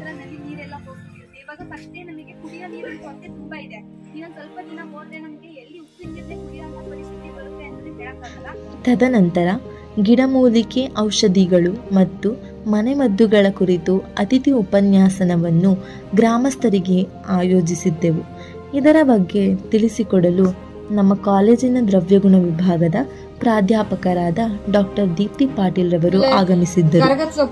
ಗರ್ಕೆ ಹುಲ್ಲು ಮತ್ತೆ ಅಮೃತಬಳ್ಳಿ ಯಾರಿಗೆ ಗೊತ್ತಿಲ್ಲ?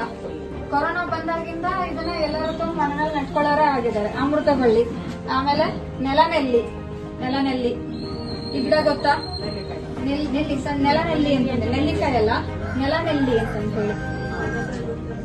ಮನೆ ಮದ್ದು ಬಳಸುವಾಗ ನಾವು ಆ ಕಾಯಿಲೆ ಯಾವ ಕಾರಣದಿಂದ ಬಂದಿದೆ ಅನ್ನೋದನ್ನ ತಿಳ್ಕೊಂಡು ಮನೆ ಮದ್ದನ್ನ ಬಳಸ್ಕೋಬೇಕು.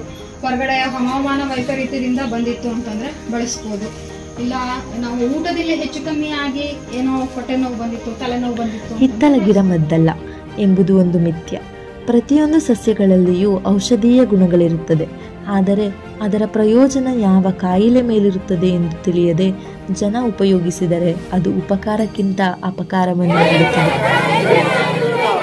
ನಂತರ ಕೌಶಿಕ ಸಂಜೀವಿನಿ ತಂಡದ ಸದಸ್ಯರುಗಳು ಆಯುರ್ವೇದದ ಅಭ್ಯಾಸಗಳಾದ ನಸ್ಯಕರ್ಮ, ಜೋರಾಗಿ ಉಸಿರಾಡಿ ಅದನ್ನ ಮೇಲ್ ತಗೋಬೇಕು. ಅಭ್ಯಂಗ, ಕೆಳಗಿಂದ ಮೇಲೆ ಪಾದಭ್ಯಂಗ, ಲೇಪ, ಈ ತರ ಹಾಕ್ಬೇಕು. ಮತ್ತು ಪತ್ರಪಿಂಡ ಸ್ವೇದ ಸೇರಿದಂತೆ ಮತ್ತಿತರ ಕರ್ಮಗಳನ್ನು ಗ್ರಾಮಸ್ಥರಿಗೆ ಪ್ರಾಯೋಗಿಕವಾಗಿ ತಿಳಿಸಿಕೊಟ್ಟರು. ದಿನ ಮುಗಿಯುತ್ತಿದ್ದಂತೆ 6ನೇ ದಿನಕ್ಕೆ ನಿಗದಿಯಾಗಿದ್ದ ಶೋಭಾಯಾತ್ರೆಗೆ ತಂಡದ ಸದಸ್ಯರು ಸಿದ್ಧತೆ ನಡೆಸಿದ್ದರು. ಹೀಗೆ 5ನೇ ದಿನ ಮುಕ್ತಾಯವಾಯಿತು.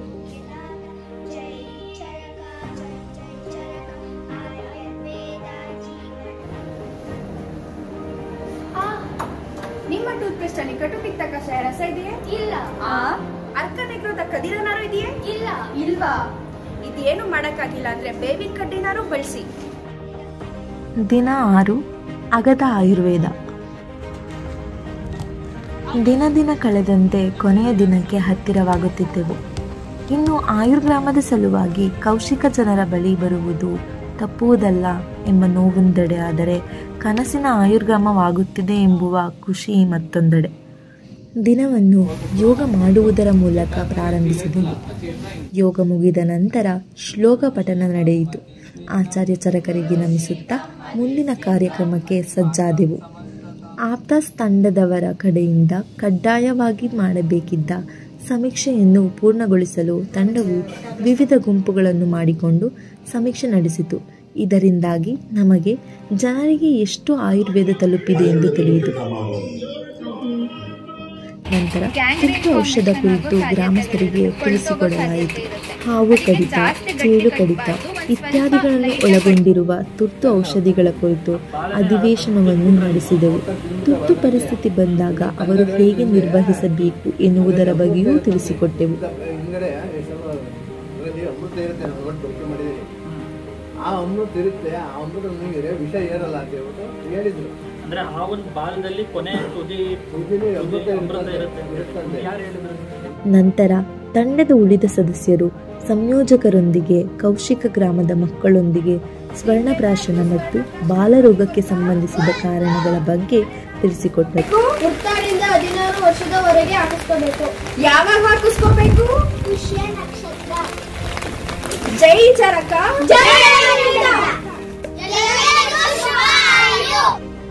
ನಾವು ಆಹಾರವನ್ನು ರಕ್ಷಣೆ ಮಾಡಿದರೆ ಆಹಾರ ನಮ್ಮನ್ನು ರಕ್ಷಿಸುತ್ತದೆ. ದಿನನಿತ್ಯ ಆಹಾರದಲ್ಲಿ ಸೇರಿಸುವ ಕಲಬೆರಕೆಗಳ ಬಗ್ಗೆ, ವಿಷ ಪರೀಕ್ಷೆಯನ್ನು ಆಹಾರದಲ್ಲಿ ಮಾಡುವ ಬಗ್ಗೆ ತಿಳಿಸಿಕೊಟ್ಟೆವು.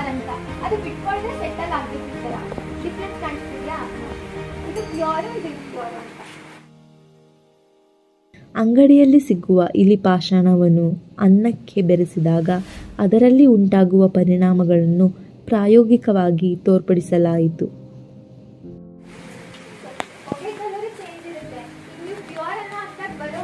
ಆಯುರ್ವೇದದಲ್ಲಿ ಹೇಳಿರುವಂತೆ ಅಗ್ನಿಯಿಂದಲೇ ಸರ್ವರೋಗಕ್ಕೆ ಆಹ್ವಾನ. ಅಗ್ನಿ ಸರಿಯಿಲ್ಲದಿದ್ದರೆ ಆರೋಗ್ಯವು ಸರಿ ಇರುವುದಿಲ್ಲ. ಹಾಗಾಗಿ ಜೀರ್ಣಕ್ರಿಯೆಯನ್ನು ಕೇಂದ್ರೀಕರಿಸಿ ಪಥ್ಯ ಕಲ್ಪನೆಗಳನ್ನು ತಿಳಿಸಿಕೊಟ್ಟೆವು. ಪಂಚವಿಧ ಕಷಾಯ ಕಲ್ಪನೆಗಳನ್ನು ಹೇಳಿಕೊಟ್ಟೆವು. ಲಶುನ ಕ್ಷೀರಪಾಕದ ಬಗ್ಗೆಯೂ ಮಾಹಿತಿಯನ್ನು ನೀಡಿದೆವು. ನಂತರ ಶೋಭಾಯಾತ್ರೆಗೆ ಸಕಲ ಸಿದ್ಧತೆಗಳನ್ನು ಮಾಡಿಕೊಂಡೆವು. ಭಾರೀ ಮಳೆಯ ಕಾರಣದಿಂದಾಗಿ ಶೋಭಾಯಾತ್ರೆಯನ್ನು ನಡೆಸಲು ಸಾಧ್ಯವಾಗಲಿಲ್ಲ ಮತ್ತು ಅದನ್ನು ಮರುದಿನಕ್ಕೆ ಮುಂದೂಡಲಾಯಿತು. ಹೀಗೆ 6ನೇ ದಿನವೂ ಮುಕ್ತಾಯವಾಗಿತ್ತು. ನಮಸ್ತೆ ವೀಕ್ಷಕರೇ, ನೀವೇ ನೋಡಿ, ಈ ಕಡೆ ಎತ್ತರ ಹಿಡಿದಿದ್ದಾರೆ, ಈ ಕಡೆ ನೋಡಿ ಚರಕ ಅವರು ಹಿಡಿದಿದ್ದಾರೆ, ಆ ಕಡೆ ನೋಡಿ ಗಾಡಿ ಹಿಡಿದಿದ್ದಾರೆ, ಹಂಗೆ ಮುಂದಕ್ಕೆ ನೋಡಿ ಮಳೆ ಬರ್ತಾ ಇದೆ.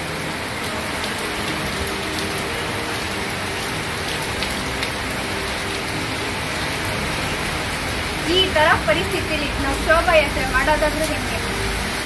ದಿನ 7 ಚರಕ ಶೋಭಾಯಾತ್ರೆ ಮತ್ತು ಸಮಾರೋಪ ಸಮಾರಂಭ. ಬಾನ ಮೇಘಗಳು ಮುತ್ತ ಹನಿಯ ಉದುರಿಸಲು, ಹಸಿರ ಕಳೆಯು ಇಳಿಯ ಸುತ್ತಲೂ ಮೂಡಲು, ಬತ್ತಿದ ಜಲಮೂಲಗಳಿಗೆ ಜೀವ ಕಳೆ ತುಂಬಲು, ಧರೆಗೆ ನವ ಮಾಸದ ಹೊಸ ಚೈತನ್ಯ ನೀಡಲು, ಬೆಳ್ಳಂಬೆಳಗ್ಗೆ ಬೋರ್ಗರೆಯುತ್ತಿರುವ ಮಳೆಯು ನಮ್ಮನ್ನು 7ನೇ ದಿನಕ್ಕೆ ಸ್ವಾಗತಿಸಿತು. ಈ ದಿನ ಕೌಶಿಕ ಗ್ರಾಮದಲ್ಲಿ ಕೌಶಿಕ ಸಂಜೀವಿನಿ ತಂಡದ ಕೊನೆಯ ದಿನವಾಗಿತ್ತು. ಒಂದೆಡೆ ತಂಡವು ಶೋಭಾಯಾತ್ರೆಯ ಸಂಭ್ರಮದಲ್ಲಿದ್ದರೆ, ಇನ್ನೊಂದೆಡೆ ಕೊನೆಯ ದಿನದ ನೋವಿನಿಂದ ತಂಡದ ಸದಸ್ಯರೆಲ್ಲರೂ ಭಾವುಕರಾಗಿದ್ದರು. ಎಂದಿನಂತೆ ಕೊನೆಯ ದಿನವಾದರೂ ಗ್ರಾಮಸ್ಥರು ಪ್ರೀತಿಯಿಂದ ಯೋಗಾಭ್ಯಾಸ ಮಾಡಲು ಬಂದಿದ್ದರು. ಅವರಿಗೆ ಯೋಗವನ್ನು ಹೇಳಿಕೊಟ್ಟ ನಂತರ ಶ್ಲೋಕ ಪಠನ ಮಾಡಲು ಸಿದ್ಧರಾಗಿ ಆಚಾರ್ಯ ಚರಕರಿಗೆ ನಮಿಸುತ್ತಾ ಅಧ್ಯಯನವನ್ನು ಮುಗಿಸಿದೆವು.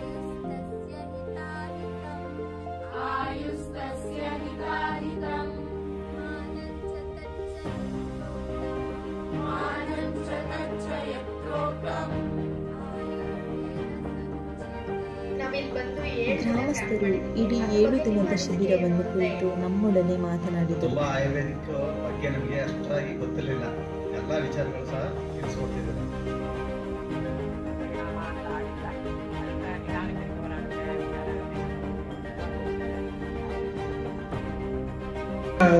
ಸವಿಸ್ತಾರವಾಗಿ ಎಲ್ಲರಿಗೂ ತಿಳಿಸಿದಿರ.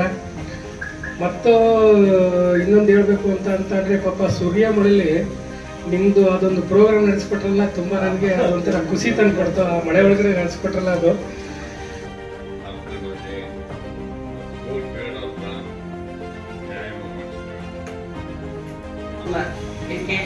ನಮಗೂ ಆರೋಗ್ಯ ಚೆನ್ನಾಗಿರ್ಬೇಕು ಅನ್ಸುತ್ತೆ. ಈಗ ಮನೇಲೆ ನಾವು ಪ್ರಾಕ್ಟೀಸ್ ಮಾಡ್ತೀವಿ. ನಾವ್ ಹೇಳ್ಕೊಟ್ಟಿದ್ದೆಲ್ಲ ಮನೆಯಲ್ಲೇ ಮಾಡ್ತಿದ್ದೀರಾ? ಅದನ್ನೆಲ್ಲ ಮಾಡ್ತಾ ಇದ್ದೀವಿ. ಚೆನ್ನಾಗಿ ನಡೆಯಿತು, ಪರವಾಗಿಲ್ಲ, ಎಲ್ಲರಿಗೂ ಅನುಕೂಲ ಆಯಿತು. ಅವರ ಜೀವನ ಶೈಲಿಯಲ್ಲಿ ಮಾಡಿಕೊಂಡಿರುವ ಬದಲಾವಣೆಗಳನ್ನು ನೋಡಿ ತಂಡದ ಎಲ್ಲ ಸದಸ್ಯರಿಗೂ ಸಂತೋಷವಾಯಿತು. ನಂತರ ಚರಕ ಶೋಭಾಯಾತ್ರೆಗೆ ಬೇಕಾಗಿದ್ದ ಎಲ್ಲ ಸಿದ್ಧತೆಗಳನ್ನು ಆ ಸುರಿಯುವ ಮಳೆಯಲ್ಲಿಯೇ ಮಾಡಿಕೊಂಡೆವು. ಶೋಭಾಯಾತ್ರೆಗೆ ಬೇಕಾದ ವಾಹನ, ಎತ್ತಿನ ಗಾಡಿಯನ್ನು ಹೂವಿನಿಂದ, ಕಬ್ಬಿನ ಜಲ್ಲೆಯಿಂದ, ಮಾವಿನ ತೋರಣಗಳಿಂದ, ಬಾಳೆಯ ಕಂದಿನಿಂದ ಸುಂದರವಾಗಿ ಸಿಂಗರಿಸಿದ್ದೆವು. ಶೋಭಾಯಾತ್ರೆ. ದೇವಸ್ಥಾನದಿಂದ ಶೋಭಾಯಾತ್ರೆ ಆರಂಭಿಸಿದ ತಂಡ ಲಕ್ಷ್ಮೀಕೇಶವನ ಆಶೀರ್ವಾದವನ್ನು ಪಡೆದುಕೊಂಡಿತು. ಕೌಶಿಕ ಸಂಜೀವಿನಿ ತಂಡದ ಹೆಸರಿನಲ್ಲಿ ಪೂಜೆ ಏರ್ಪಡಿಸಲಾಗಿತ್ತು. ವಿಧಿವಿಧಾನಗಳ ಪ್ರಕಾರ ತಂಡವು ಆಚಾರ್ಯ ಚರಕರ ಸಂಹಿತೆಗೆ ಆರತಿಯನ್ನು ಮಾಡಿತು. ಹಾಗೆ ಚರಕಾಚಾರ್ಯರ ಬಗ್ಗೆ ಹಾಡನ್ನು ಸಂಯೋಜಿಸಿ ಹಾಡಲಾಯಿತು ಹಾಗೂ ಅದೇ ಹಾಡಿಗೆ ನೃತ್ಯವನ್ನೂ ಮಾಡಲಾಯಿತು.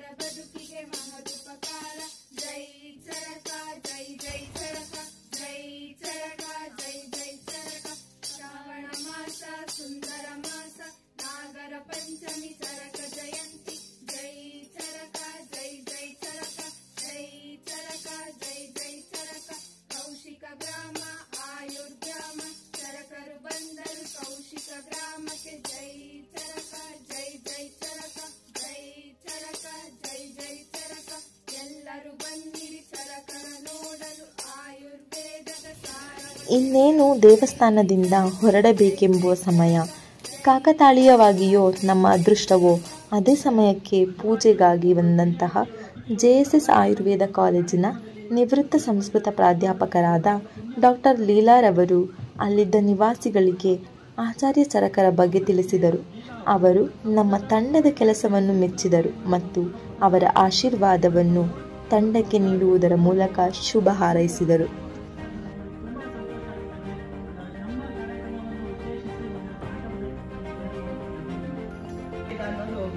ಬಹಳ ವಿಶೇಷವಾದ ಸನಾತನ ಧರ್ಮದ ಒಂದು ವಿಶೇಷವಾದ ಕೃತಿ. ಯಾಕಂದ್ರೆ 1 ಲಕ್ಷ ಮಹಾಭಾರತದಲ್ಲಿ ಇರೋ ಹಾಗೇನೆ 1 ಲಕ್ಷ ಶ್ಲೋಕ ಇರುವಂಥದ್ದು ಆಯುರ್ವೇದ. ನಂತರ ಮಳೆಯ ಆರ್ಭಟದ ಮಧ್ಯೆಯೂ ಶೋಭಾಯಾತ್ರೆಯನ್ನು ನಡೆಸಲು ಸಿದ್ಧರಾದೆವು.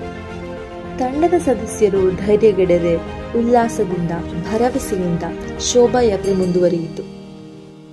ಇಡೀ ಗ್ರಾಮವನ್ನು ಚರಕ ಸಂಹಿತೆಗಳೊಂದಿಗೆ ಮೆರವಣಿಗೆ ಮಾಡಲಾಯಿತು.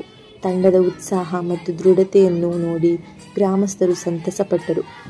ಆ ಘೋರ ಮಳೆಯಲ್ಲಿಯೂ ತಂಡದ ಉತ್ಸಾಹವಂತೂ ಮುಗಿಲೇರಿತ್ತು. ನಮ್ಮೊಂದಿಗೆ ಮಕ್ಕಳುಗಳು ಮಳೆಯಲ್ಲಿಯೇ ಶೋಭಾಯಾತ್ರೆಗೆ ಬಂದು ಹಾಡುಗಳನ್ನು ಹಾಡುವ ಮೂಲಕ ನಮಗೆ ಬೆಂಬಲಿಸಿದರು. ಸಂಹಿತ ಹಿಡಿದು ವೇದವ ಸಾರುತ್ತ ಬಂದರು ಚರಕರು ನೋಡಲ್ಲಿ. ಓ ಸಂಹಿತ ಹಿಡಿದು ವೇದವ ಸಾರುತ್ತ ಬಂದರು ಚರಕರು ನೋಡಲ್ಲಿ. ಓ ದುಃಖಕ್ಕೆ ಮೂಲ ರೋಗವೇ ಎಂದು ಆರೋಗ್ಯ ಕುರಿತು ತಿಳಿಸಿದರು. ಕರ್ಮದ ಫಲವು ನಿಮ್ಮದೇ ಎನ್ನುತ್ತ ಚರಕರು ವೇದವ ಸಾರಿದರು. ಚರಕರು ಬಂದರು ನೋಡಲ್ಲಿ, ಆರೋಗ್ಯ ತಂದರು ಜೊತೆಯಲ್ಲಿ. ಚರಕರು ಬಂದರು ನೋಡಲ್ಲಿ, ಆರೋಗ್ಯ ತಂದರು ಜೊತೆಯಲ್ಲಿ.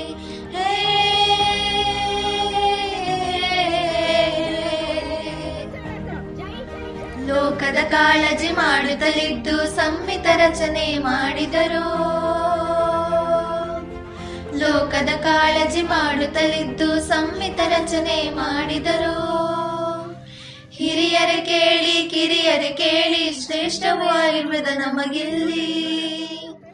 ಹಿರಿಯರೆ ಕೇಳಿ ಕಿರಿಯರೆ ಕೇಳಿ, ಶ್ರೇಷ್ಠವು ಆಯುರ್ವೇದ ನಮಗಿಲ್ಲಿ. ವೇದದ ಅಡಿಯಲ್ಲಿ ಗ್ರಂಥವ ಕಲಿಯಲಿ, ವೇದದ ಅಡಿಯಲ್ಲಿ ಗ್ರಂಥವ ಕಲಿಯಲಿ. ಬೆಳೆಯಲಿ ನಮ್ಮಿ ಸಂಸ್ಕೃತವು, ಬೆಳೆಯಲಿ ನಮ್ಮಿ ಸಂಸ್ಕೃತವು. ಚರಕರು ಬಂದರು ನೋಡಲ್ಲಿ, ಆರೋಗ್ಯ ತಂದರು ಜೊತೆಯಲ್ಲಿ. ಚರಕರು ಬಂದರು ನೋಡಲ್ಲಿ, ಆರೋಗ್ಯ ತಂದರು ಜೊತೆಯಲ್ಲಿ.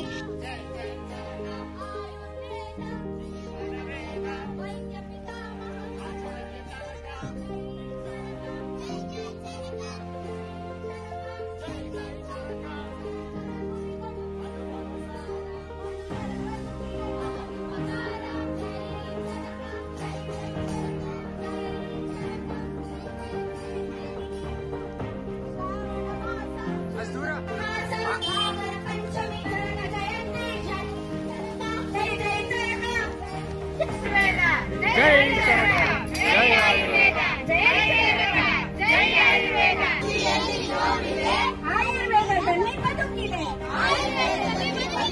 ಸೂಜಿಯಲ್ಲಿ ನೋವಿದೆ, ಆಯುರ್ವೇದದಲ್ಲಿ ಬದುಕಿದೆ. ನಂಬಿ ಚರಕ ಸಂಹಿತೆ, ಪಡೆಯಿರಿ ಆರೋಗ್ಯ ಅಸ್ಮಿತೆ.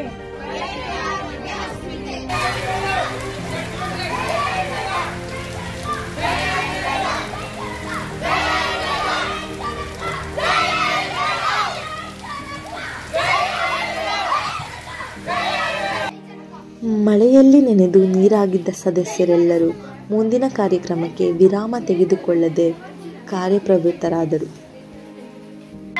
ರೋಗವು ಸಂಭವಿಸುವುದನ್ನು ತಡೆಯುವುದು ಹೆಚ್ಚು ಮುಖ್ಯ. ನಿಮ್ಮ ದೇಹವು ನಿಮ್ಮ ದೇವಾಲಯವಾಗಿದೆ, ನಿಮ್ಮ ಆಹಾರವು ನಿಮ್ಮ ತ್ಯಾಗವಾಗಿದೆ. ಮತ್ತು ಸ್ವರ್ಣಪ್ರಾಶನದ ಬಗ್ಗೆಯೂ ಪ್ರಾಥಮಿಕ ಆರೋಗ್ಯ ಕೇಂದ್ರದಲ್ಲಿ ತಿಳಿಸಿಕೊಡಲಾಯಿತು. ಹಾಗೆಯೇ ಆಯುರ್ವೇದದ ಶಸ್ತ್ರಕರ್ಮಗಳ ಬಗ್ಗೆಯೂ ತಿಳಿಸಿಕೊಡಲಾಯಿತು. ನಂತರ ತಂಡವು ಸಮಾರೋಪ ಸಮಾರಂಭ ಕಾರ್ಯಕ್ರಮವನ್ನು ಮಾಡಲು ಸಿದ್ಧವಾಯಿತು. ಆ ಮಳೆಯಲ್ಲಿಯೇ ಬರುತ್ತಿದ್ದ ಗ್ರಾಮಸ್ಥರಿಗೆ ತಂಡದ ಸದಸ್ಯರು ಸಹಾಯ ನೀಡಿ ಕರೆತಂದರು. ನಮ್ಮ ಮುಖ್ಯ ಅತಿಥಿಯಾಗಿ ಆಗಮಿಸಿದಂತಹ ಡಾಕ್ಟರ್ ನಾರಾಯಣ್ ಪ್ರಕಾಶ್ ಸರ್ ಅವರು ಆಯುರ್ಗ್ರಾಮದ ಬಗ್ಗೆ ಹಾಗೂ ಭವಿಷ್ಯದ ಭಾರತದ ಬಗ್ಗೆ ಮಾತನಾಡಿದರು.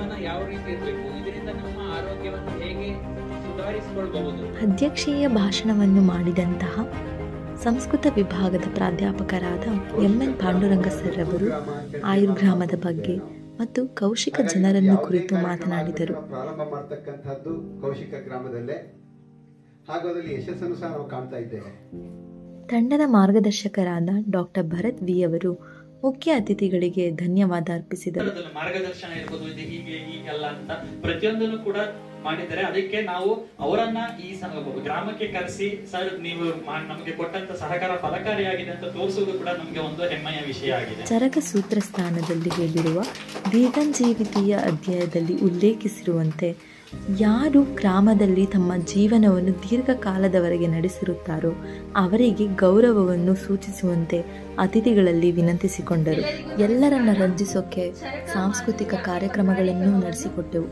ನವಿಲಂತೆ ಕುಣಿದವರು ಎಷ್ಟೋ, ಕೋಗಿಲೆಯಂತೆ ಹಾಡಿದವರೆಷ್ಟೋ. ಆ ದಿನ ಪ್ರತಿಯೊಬ್ಬ ಸದಸ್ಯರು ತನ್ನಲ್ಲಿರುವ ಕಲೆಗಳನ್ನು ಹೊರಹಾಕಿದ್ದರು.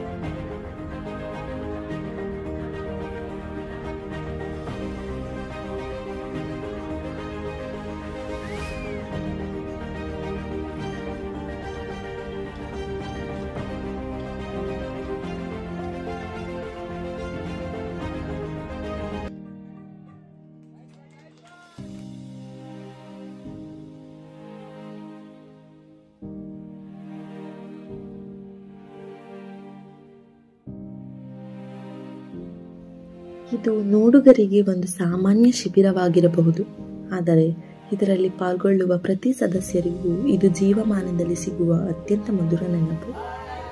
ಬದಲಾವಣೆಗಾಗಿ ಬಂದಿರುವ ಚರಕರು ಇಲ್ಲಿಗೆ ಮುಕ್ತಾಯವಾಗದೆ ಇಲ್ಲಿಂದ ಆರಂಭಗೊಳ್ಳಲಿ.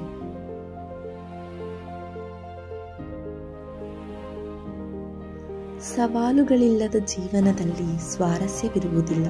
ಹಾಗೆ ಈ ಆಯುರ್ಗ್ರಾಮ ಶಿಬಿರವು ನಾನಾ ವಿಧವಾದ ಸವಾಲುಗಳಿಂದಲೇ ತುಂಬಿತ್ತು. ಪ್ರತಿಯೊಂದು ಸವಾಲು ಕೂಡ ಒಂದು ಪಾಠವನ್ನು ಕಲಿಸಿತ್ತು. ಮುಖ್ಯವಾಗಿ ನಾವು ಒಂದು ತಂಡವಾಗಿ ಹೇಗೆ ನಡೆದುಕೊಳ್ಳಬೇಕು ಮತ್ತು ಯಾರೊಂದಿಗೆ ಎಲ್ಲಿ ಹೇಗೆ ನಡೆದುಕೊಳ್ಳಬೇಕೆಂಬ ಪಾಠವನ್ನು ಕಲಿಸಿತ್ತು. ಆಯುರ್ವೇದವನ್ನು ಜನಸಾಮಾನ್ಯರಿಗೆ ತಲುಪಿಸಲು ಇರುವ ಅಡ್ಡಿಗಳು ಮತ್ತು ಅವುಗಳಿಗೆ ಸಾಧ್ಯವಾಗಬಹುದಾದ ಪರಿಹಾರಗಳು ತಿಳಿಯಿತು.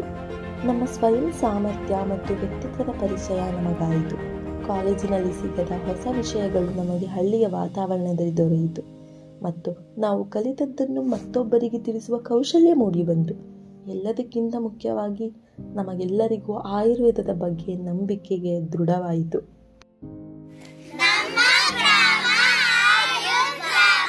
Ayurgrama 2.0 Ayurgrama Ayurbharata. Subscribe and share this video to all and join hands with us to reach Ayurveda to each.